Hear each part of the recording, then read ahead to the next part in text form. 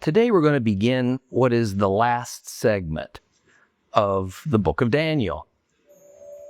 I suspect you didn't think we'd be in it for probably 2/3 of a year. Now, chapters 10 through 12 probably would have been better presented if they were one long chapter in our Bibles, as it was in the original. Not divided up into three, as we find them today, because it can confuse matters more than they need to be. Now, to be clear, chapters 10 through 12 in Daniel are one long oracle. The happenings are one long continuation. Now, the best way to think of Daniel chapter 10 in light of the way that Christian scholars divided up the book of Daniel many centuries ago is as an introduction to Daniel's final vision. So chapter 10 introduces the context for the vision. The vision itself is contained in chapters 11 and 12. Now, perhaps the most important thing for us to understand is that this vision of Daniel is directly connected to the vision he received back in chapter 8. Chapters 10, 11, and 12 are essentially a progressive revelation of the vision that Daniel was given back in chapter 8. I think, considering the enormous amount of information contained in the book of Daniel, as well as its complexity and its mystery, we ought to take the time to reread chapter 8 before we read chapter 10. That way the connection becomes very obvious. So, open your Bibles to Daniel chapter 8. Daniel chapter 8.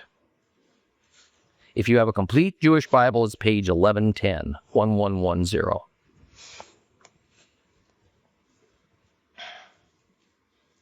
After that first vision, it was in the 3rd year of the reign of King Belshazzar that another vision appeared to me, Daniel. I looked into the vision, and as I looked, I found myself in Shushan, the capital in the province of Elam.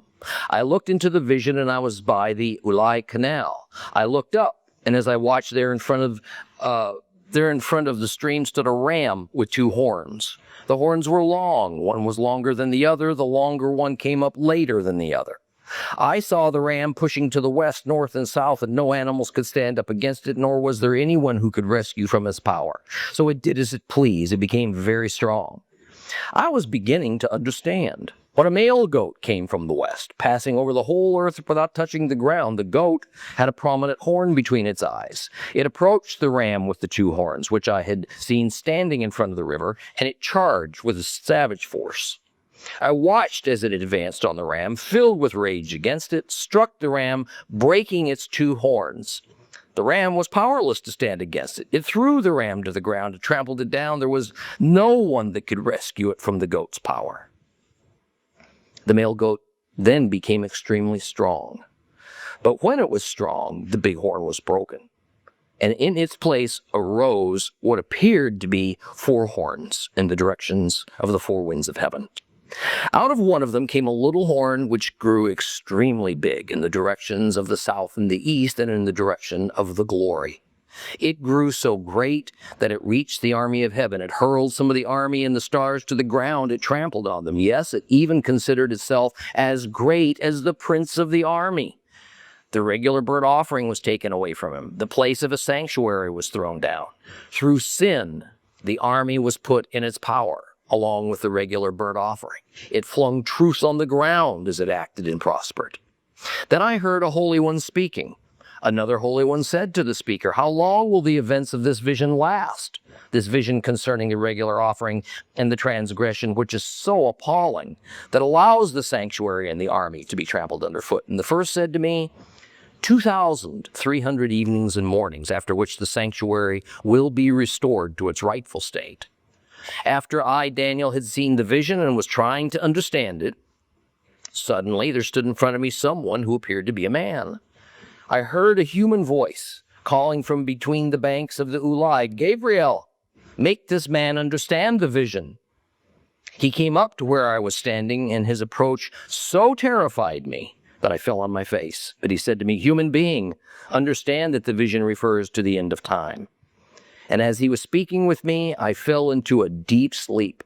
With my face towards the ground, he touched me, he set me on my feet, and he said, "I'm going to explain to you what will happen at the end of the period of fury, because the vision has to do with the time of the end. You saw a ram with 2 horns, which are the kings of Media and Persia. The shaggy male goat is the king of Greece. The prominent horn between its eyes is its first king. As for the horn that broke, and the 4 which rose up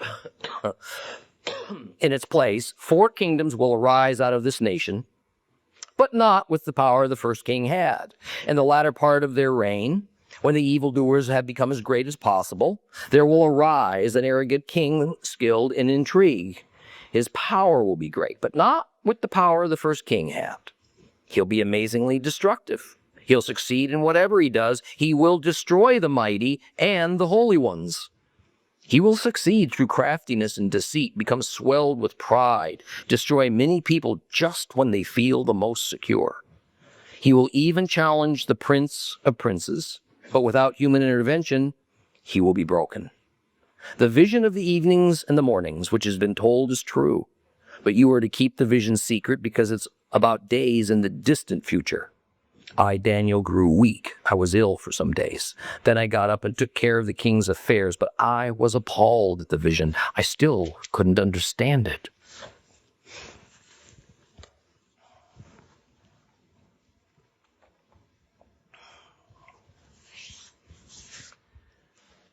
I'm sure that has jogged your memories as we read about the times that are future to Daniel. And using the symbolism of a shaggy male goat and a ram with 2 horns, a vision of a confrontation between 2 of the 4 predicted Gentile world empires is explained. And in a nutshell, it is that the ram with 2 horns is the Media-Persian Empire. The shaggy male goat is the Greek Empire, which defeats the Media-Persian Empire. Now recall that first Nebuchadnezzar, then later on Daniel, had dreams and visions about a series of 4 Gentile world empires. Nebuchadnezzar's dream, in which Daniel played the role of an interpreter, illustrated these 4 world empires in the form of a statue of a man. And the statue was made of 4 metals: gold, silver, bronze, and iron. The head of the statue was gold. That represented the then current world kingdom that Nebuchadnezzar was ruling over, Babylon. The chest and arms of silver represented the next world kingdom that would replace his, that is Media-Persia. The bronze trunk and thighs symbolized Greece, which would overthrow the Media-Persian Empire, and the legs of iron pointed towards Rome, which conquered the Greek Empire. Now Daniel had his own vision that symbolized exactly the same thing, only instead of a statue of a man, the symbolism was a series of 4 strange creatures. The first creature was like a lion. That was Babylon, the existing world kingdom at the time of his vision. The next creature was like a bear, which symbolized Media-Persia. Following that was a creature like a leopard. It represented the Greek Empire. And the final creature was unlike any beast Daniel had ever seen. It was vicious, terrifying, ferocious, and it symbolized the Roman Empire. Now, to be clear, the vision of Daniel chapter 8 that we just read occurred while the Babylonian Empire was still in power. But the vision that we're going to read in Daniel chapters 10 through 12 occurred after the Babylonian Empire was defeated. Now the Media-Persia Empire ruled. The head of gold had given way to the arms and chest of silver. The lion had been defeated by the bear. So as chapter 10 opens, Daniel was now living in the time of the second stage of the prophecy of the succession of the 4 world empires. Now, before we read chapter 10, let's also remember that Daniel had already been given a general outline of the far future by the angel Gabriel in that vision of the 70 weeks of chapter 9. Or, as seems like the more likely case, the 70 weeks indicates 490 years. And during this 490-year period, a series of 6 goals were to be accomplished. And the end result of these 6 goals is redemption. The 6 goals were to restrain rebellion, to complete the sin offering, to make atonement for our perverse human condition, to establish everlasting righteousness, to validate and preserve vision and prophet, and finally, to anoint the Holy of Holies into service. We spent a lot of time in chapter 9 discussing not only the inherent difficulties of interpreting its contents, but also fleshing out the likely range of possibilities of its meaning. Now, we did eliminate a couple of possibilities because history has proven them wrong. However, just as our premise for studying chapter 9 was that we were at least partially dealing with unfulfilled prophecy, therefore we needed to be careful not to get too rigid in our conclusions, the same thing goes for chapters 10 through 12. Now, I hope that what you've learned to this point in the book of Daniel, at least what we've studied of it so far, shows that we get much less detail than what we might like. However, there are a couple of important fundamentals that we can take to the bank. First, this is all about the steps that God will take to achieve redemption and what's going to happen in the process. Second, the redemptive process is all about Israel, not the church. The church will benefit from it. But the process is a collaborative matter between God and Israel. And just as important, the details in Daniel have, over the centuries, become mixed with various Christian denominational agendas, and not just a little speculation, to arrive at some firm conclusions that I don't think are warranted. It's not that some parts of these resulting end times doctrines we've all heard about might not turn out to be true. It's only that it would be mostly by either luck or perhaps some kind of private insight given by God to an individual who developed his conclusions about how it was going to come about. So let's stick with what the scriptures tell us. Let others rely on their speculation.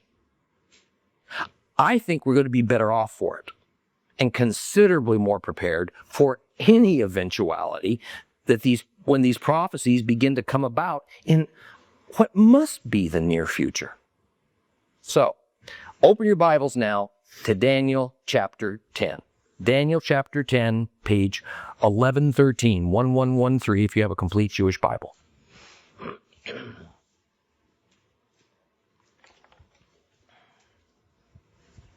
Daniel chapter 10. In the 3rd year of Koresh, king of Persia, a word was revealed to Daniel, also called Belteshazzar. The word was certain, a great war. He understood the word, having gained understanding in the vision. And at that time, I, Daniel, had been mourning for 3 whole weeks. I hadn't eaten any food that satisfied me. Neither meat nor wine had entered my mouth. And I didn't anoint myself once until 3 full weeks had passed. On the 24th day of the 1st month, I was on the bank of the great river, the Tigris, when I looked up. There before me was a man, dressed in linen, wearing a belt made of fine Uphaz gold. His body was like beryl, his face looked like lightning, his eyes like fiery torches, his arms and feet were the color of burnished bronze. And when he spoke, it sounded like the roar of a crowd. Only I, Daniel, saw the vision. The men who were with me did not see the vision. However, a great trembling fell over them, so that they rushed to hide themselves. Thus I was left alone, And when I saw this great vision, there was no strength left in me. My face, normally pleasant looking, became disfigured. I had no strength. I heard his voice speaking, and when I heard him speaking, I fell down in a faint with my face to the ground, and then a hand touched me. It raised me, tottering, to my hands and knees, and he said to me, Daniel, you're a greatly loved man. Now pay attention to the words I'm saying to you and stand upright, for it is to you that I've been sent. After he had said this to me, I stood up trembling, and then he said to me, don't be afraid, Daniel, because since the first day that you determined to understand, to humble yourself before your God, your words have been heard, and I have come because of what you said. The prince of the kingdom of Persia prevented me from coming for 21 days, but Michael, one of the chief princes, came to assist me so that I was no longer needed there with the kings of Persia. So I have come to make you understand what will happen to your people in the Achrit Hayamim, the latter days. For there is still another vision which will relate to those days. And after he had said these things to me, I looked down at the ground and I couldn't speak. Then someone who looked like a human being touched my lips, after which I could open my mouth and speak.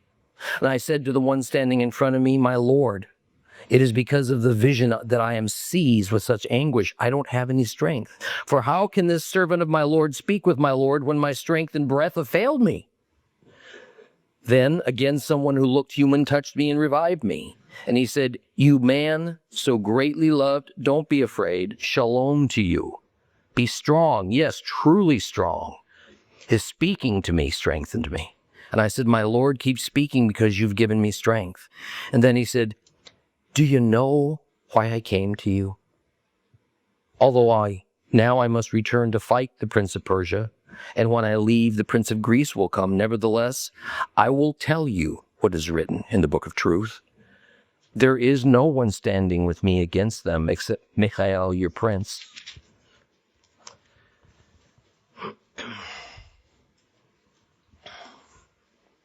The time of Daniel's vision is in the 3rd year of the reign of Koresh, king of Persia. Koresh in English is Cyrus, also known as Cyrus the Great. Some scholars say that this verse is at odds with the final few words of Daniel chapter 1. Listen to Daniel chapter 1, starting at verse 18. When the time the king had set for them to be presented came, the chief officer presented them to Nebuchadnezzar.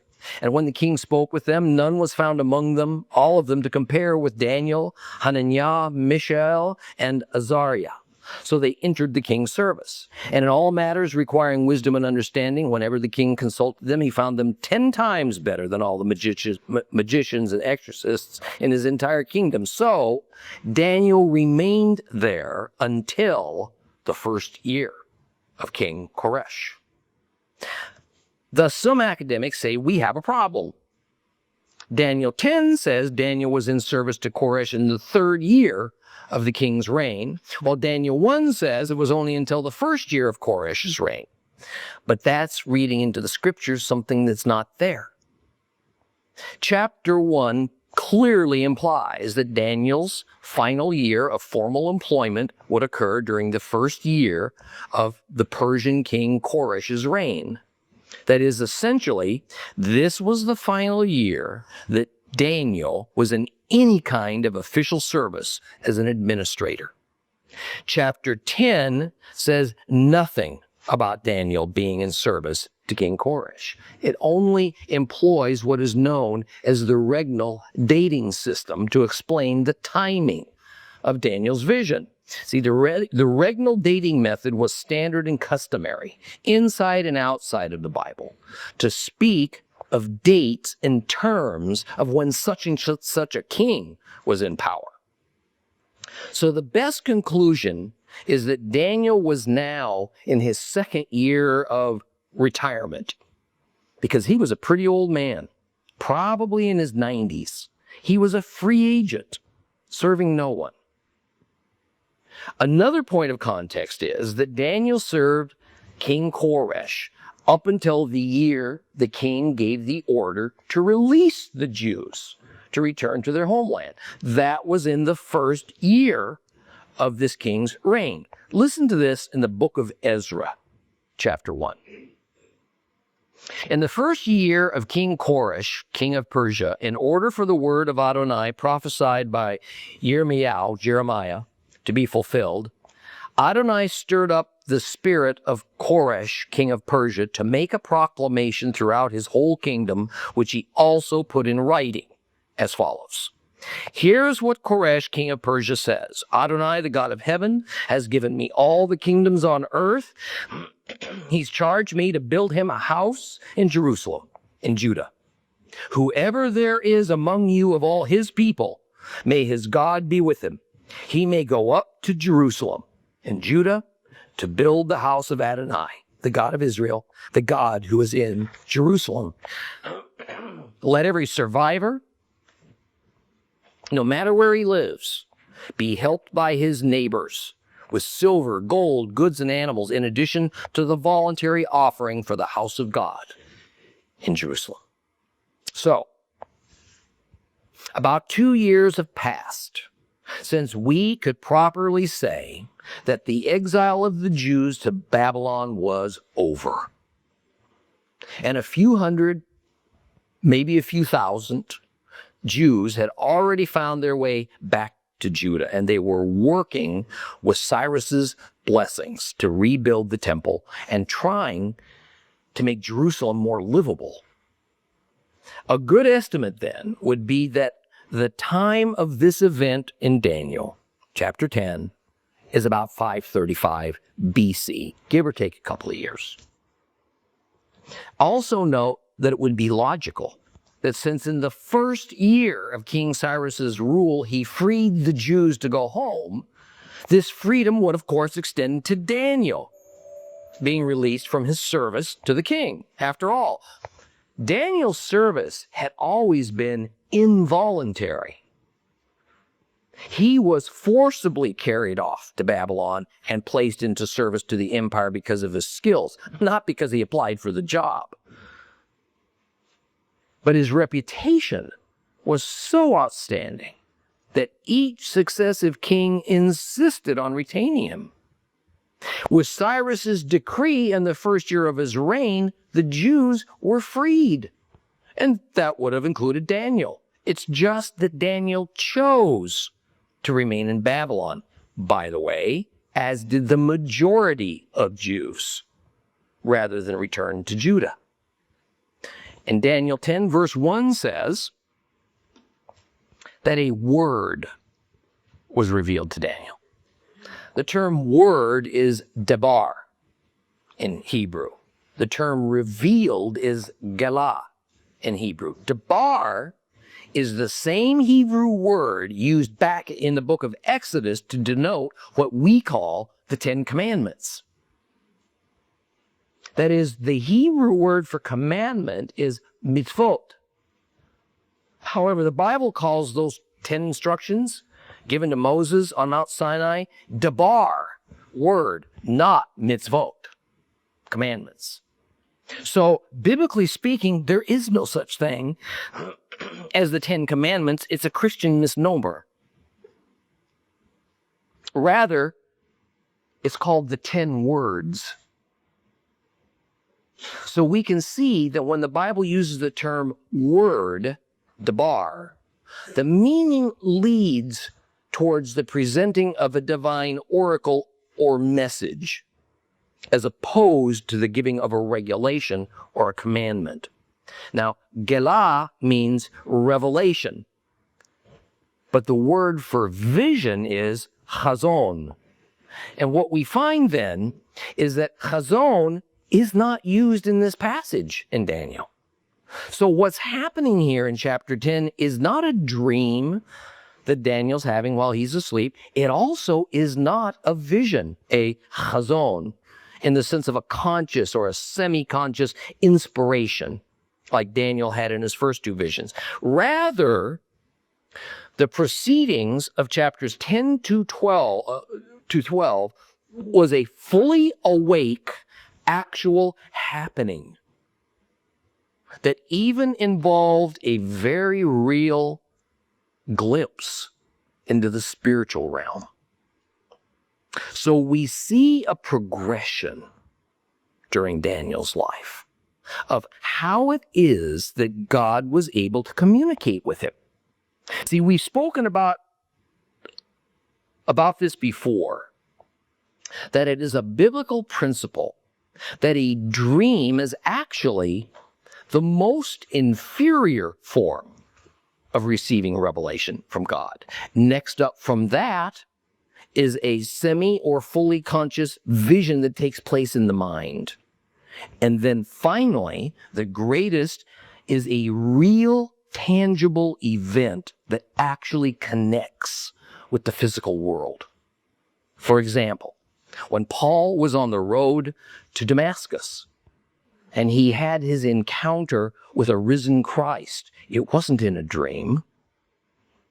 It wasn't a vision.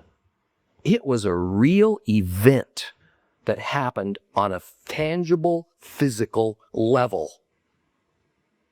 And what we see in the book of Daniel is that this progression of how God communicated with Daniel moved from his interpreting another's dream to having his own dream to seeing a vision to now experiencing a real event. And it must have coincided with Daniel's progressive spiritual growth. And this is something we ought to pay attention to, because the principle still holds true. God will communicate with us on progressively more conscious and tangible levels, generally in line with the progress of our own spiritual maturity. And I think that's something that believers kind of inherently understand, even if it's kind of hard to explain. The next thing we learn is what the core subject of this vision is. And most versions say it's speaking of a great war. However, this meaning isn't so certain. The Hebrew word being used is savah, and it can mean a number of things. When we use the phrase, the Lord of hosts, something rather common to us, we are translating the Hebrew phrase Adonai Sevaot. So Seva usually has more the sense of being a host, meaning a large number. And it's usually in the terms of spiritual warriors, at time of heavenly stars. Usually it more often means that than a human army. But that's not to say that it can't, or at times doesn't mean an army of humans, spiritual or, let me say that again. It doesn't mean that it can't be a human army. It does mean that sometimes. But here in Daniel, it can mean warfare in general. Zeva can mean spiritual warfare. It can mean human warfare. So various Bibles will translate it differently. Some will say great power. Others will even say appointed time, or great conflict, or great warfare. See, I think, however, that the remainder of the oracle that goes on through chapters 11 and 12 makes it pretty clear that this oracle to Daniel focuses on both spiritual and human warfare. So I feel pretty confident that the core subject speaks of war. But I want you to be aware of the other possibilities. In verse 2, Daniel explains he's been mourning for 3 weeks. Also, he had been fasting by not eating meat or any of the special foods that his lofty position allowed him to eat regularly. That is, he ate very plainly during these 21 days. He didn't quit eating altogether. It also mentions that he didn't anoint himself. This is not religious practice he's referring to. Rather, a better translation would be that he didn't apply any ointment during that time. See, people in that era, if they were well off enough, used moisturizing and soothing lotions and oils on their skin as a luxury because they lived in a dry climate, because it smelled good. So as a sign of mourning, he didn't indulge in this luxury. Now, verse 4 explains something important. It was on the 24th day of the first month of the year when this oracle from God came to Daniel. Now, although it's not mentioned, as students of the Torah, we ought to recognize that this event is referring to the month of Nisan, which is when that series of 3 spring biblical feasts occurs. Beginning on Nisan 14th and going through the 22nd is Passover, matzah, and first fruits. So, did this fasting have to do directly with the 3 feasts? I don't think so. I think it was somewhat coincidental, maybe somewhat symbolic. And partly, this is because Passover, matzah, and first fruits aren't meant to be a time of mourning. So what was he mourning about? We're going to make that connection in just a few more verses. Daniel was standing on the banks of a river that most translators agree was the Tigris, but even that's in doubt. The word Tigris does not appear in these verses. Rather, it's the word he-dekel. And this word indicates one of the ancient rivers that coursed from the land of Eden and headed towards Assyria. Therefore, some think it's referring to the Tigris. Others think it's referring to the Euphrates. Nevertheless, Daniel was physically present on the banks of a great river for some reason that's not explained. Daniel apparently was there, suspecting nothing, expecting nothing, when suddenly he looks up, and there is a man dressed in linen, meaning a white garment, typical of what priests wore. And he was also wearing a belt or a sash made of Uphaz gold. Now, Uphaz gold simply means it was the finest gold. There's no known place called Uphaz. So perhaps it is simply a word that was coined to indicate its superior quality. A belt in that era wasn't used like it is today to hold up your pants. Rather, the belt was made of cloth. It went around the waist, usually at least a couple of times, and its purpose was as a place to stuff one corner of that long tunic that went to the ground. It was the standard dress for females and males. One would use that belt as a place to tuck in the bottom part of the garment so you could provide more freedom of movement for your legs. It's probably more or less the same thing as the common biblical phrase of girding up your loins before going into battle. Tucking the bottom of your skirt into your belt was for the purpose of springing into action. And the action could range from warfare to merely walking more comfortably. But this man with the belt that Daniel saw was no mere human being. So the term ish, man, is only meant figuratively. The description we get sounds an awful lot like the description we get of God in Ezekiel. A body like beryl, a face like lightning, eyes like fire, speech like the roar of a crowd. Therefore, it is common among Christians to say, this man that Daniel encountered had to be God. And since this person is described as a man, therefore it must be the second person of the Trinity, Christ. Now, I can't say this is wrong with any unmovable conviction, but I have real doubts. And I don't subscribe to this viewpoint because it's mainly based on the Roman Catholic version of the Trinity, which has become adopted by most of the Protestant branches of the church. So I think there is a tendency to read the doctrine of the Trinity back into this story. Thus, as we read along, Those who insist this has to be Christ also insist that at least 2 and probably 3 different beings were present with Daniel. We're going to discuss that shortly. Before we get there, however, let's back up to verse 7. Verse 7. Daniel clearly sees this vision, apparition, whatever you want to call it, but the men with him don't. Yet they felt it. They sensed some awesome presence of something powerful, something supernatural. They couldn't identify it, and so they were terrified.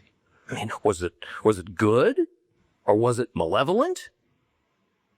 See, it was much like that when Paul went to Damascus and the Lord interrupted his journey. There were men with him who heard the ascended Messiah's voice, or at least some kind of a noise, suddenly coming out of the sky. But they didn't see that flash of light that blinded Paul, and they apparently couldn't discern what the voice was saying. The men with Daniel retreated in haste when this feeling of terror overcame them, and Daniel was left standing there alone.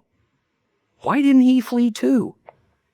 Because he had similar supernatural experiences before, and no doubt he knew that a meeting with a divine presence was underway, no matter how uncomfortable it was. Nonetheless, this is something one never gets used to. He was so overwhelmed and filled with anxiety that his face became contorted under the stress. His knees buckled, his body shook uncontrollably, and when the voice began to instruct him, his instinct was immediately to fall to the ground and assume the position of submission and worship. What happens next for me is an indication that this was probably not Christ, because this being gently touches him. So now we know it's more than an apparition. And he says to Daniel, Daniel, you are a greatly loved man. Now pay attention to the words I'm saying to you and stand upright, for it is to you that I have been sent. God doesn't dispatch himself as a messenger.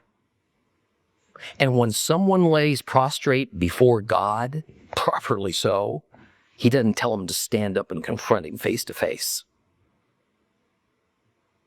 Verse 12 then gives us some information that relates now back to verse 2. This being says that from the moment that Daniel began to pray, his words were heard by God. And this being came because of what Daniel said. However, he says in verse 13, he was held up for 21 days by the prince of the kingdom of Persia.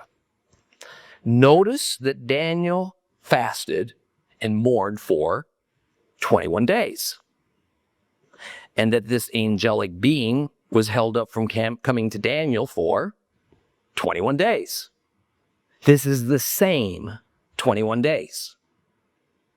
That is, on day 1, Daniel began praying. God heard. And he immediately dispatched this messenger, this being, with a word from the Lord. But this being was unable to get to Daniel for 21 days because he had to contend with this mysterious Prince of Persia. So Daniel had to wait. He had to suffer for 3 weeks and, of course, had no idea that this heavenly messenger with God's answer was on his way. I mean, for all Daniel knew, God had not yet responded. Maybe he didn't even intend to. It reminds us of Job, who had no idea why God seemingly abandoned him and allowed calamity after calamity to befall him. Only we find out later that God was aware he was involved from the beginning. He was contending with Satan. And Job was completely unaware that he was the object of this contention. But why was Daniel in a state of mourning? The Hebrew sages have an answer for this, and I suspect that they're correct. Now, some Christian commentators, such as Dr. Keel, says he was praying for the deliverance of the Jewish people. But that can't be, because we have a number of direct scripture references that tell us that in the first year of King Cyrus, he freed the Jews. This event is happening 2 years later, so the Jews are already freed. Rather, it is, says the Jewish sages, that Daniel was heartbroken and devastated that the rebuilding of the temple was hindered to the point that the project had all but collapsed. The local residents had moved into Judah and the area of Jerusalem while the Jews were exiled. They were the culprits. And apparently, King Cyrus wasn't doing anything to stop these folks from causing trouble. The temple was everything. For 70 years, the Jews were left to wallow in their sins and their uncleanness with no remedy, because they had no temple, no altar, so there was no operational priesthood. The ultra-pious Daniel would have felt this loss the most. This ongoing conflict in Judah between the returning Jews and the locals, well, this was well known in the region. It was even recorded with some detail in the book of Ezra. Ezra 4, 1 through 5 says this: When the enemies of Judah and Benjamin heard that the people from the exile were building a temple to Adonai, the God of Israel, they approached Zerubbabel and the heads of fathers' clans and said to them, "Let us build along with you. For we seek your God, just as you do, and we've been sacrificing to him since the time of Esarhaddon, king of Ashur, who brought us here." But Zerubbabel, Yeshua, and the rest of the heads of fathers' clans in Israel answered them, "You and we have nothing in common, that you should join us in building a house for our God. We'll build it by ourselves for Adonai, the God of Israel, as Koresh, king of Persia, ordered us to do." Then the people of the land began discouraging the people of Judah in order to make them afraid to build. They also bribed officials to frustrate their plans throughout the lifetime of Koresh, king of Persia, and even on into the reign of Darius, king of Persia. Continuing in Daniel 10:13, this angelic being tells Daniel that the only way he was even finally able to disengage from this battle with the Prince of Persia is that Michael, one of the chief princes, came to help him. Essentially, Michael came to relieve this unnamed angel from his battle so that he could continue on to Daniel with God's oracle. Now, if you're paying attention, this ought to raise a lot of questions, beginning with, who or what is the Prince of Persia? Now, liberal scholars say that this is some unnamed human king of Persia, but that makes no sense. A prince, a Tsar in Hebrew, is not just another name for a king, a melech. Further, it's obvious that this being speaking to Daniel is a spiritual being. And if he's fighting anyone, it's another spiritual being. Now, while we can't take too much from these few mysterious words, I can assert this with full confidence. We are talking about spiritual beings who are each assigned to assist certain nations. In our current situation, one of them is to help Israel, the other is to help Persia. And yet, there is some human physical interaction taking place as well, because the end of verse 13 says that this special angel whom Michael relieved was no longer needed there with the kings of Persia. So this brings up again our principle of the reality of duality. For everything that happens on earth, there is a spiritual component. And by the way, as we end our lesson today, we shouldn't assume that this spiritual prince over Persia is evil or is a demon. The claim is often made by Christian commentators that that's the case, but there's no evidence for that. His assignment is to contend for Persia. Our unnamed angel's job is to contend for Israel. That doesn't necessarily make one of them wicked.